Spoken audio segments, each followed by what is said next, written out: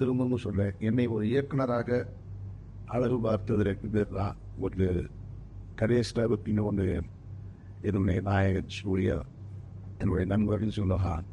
அவர் 2 பேர் இல்லைன்னா அமீர் இருந்திருப்பார். அமீரோட டைரக்டர் இருந்து வர ஆஃபீஸர் கேள்வி கொஞ்சம் காலதாமதமாக வந்திருக்கு, அது தெரியல, அது மேலே தொடுத்தான் தெரியும்.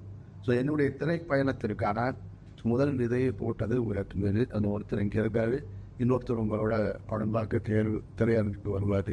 அவருக்கும் என்னுடைய நன்றி பார்த்திருக்கேன். மிக்க நன்றி. இதில் சூர்யாவை பற்றி ஒரு விஷயம் சொல்லியே ஆகும். இந்த திரைப்படத்தை ரீரிலீஸ் பண்ணுறேன் அப்படின்னு சொன்ன உடனே மனம் வந்து இது வரைக்கும் அவர் எந்த ரீரிலீஸ் படத்துக்கும் வீடியோ கைஸ் கொடுத்ததில்லை. இது அவர் வந்து ஒரு தயாரிப்பாளராக என் மேலே வச்சிருக்கிற மரியாதை, இயக்குனராக அமீர் சுல்தான் அவர்கள் மேலே இருக்கிற ஒரு நட்பு, அவர் மேலே இருக்கிற ஒரு அபரிமிதமான ஒரு மரியாதை, இதெல்லாம் தான் காரணம்.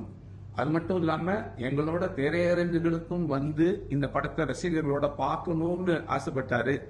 எல்லாரும் வாங்க, சூர்யாவை கூட பொங்கல் பேசிய படத்தை நம்ம எல்லாருமா சேர்ந்து கோலாகலமாக குதூகலமாக கொண்டாடுவோம். அனைவரும் வருக. ஹாப்பி வேலண்டைன்ஸ் டே. நன்றி. முன்னம் பேசியது என்னுடைய இயக்கத்தில் வந்த திரைப்படம் 23 ஆண்டுகளுக்கு பின்னால் இந்த ஜென்ரேஷனும் பார்க்கணும் அப்படின்ற ஒரே நோக்கத்துக்காக என்னுடைய தயாரிப்பாளர் அபராஜித் பிலிப்ஸ் கணேஸ்வரன் அவர்கள் திரையரங்குக்கு இந்த திரைப்படத்தை கொண்டு வர்றாங்க.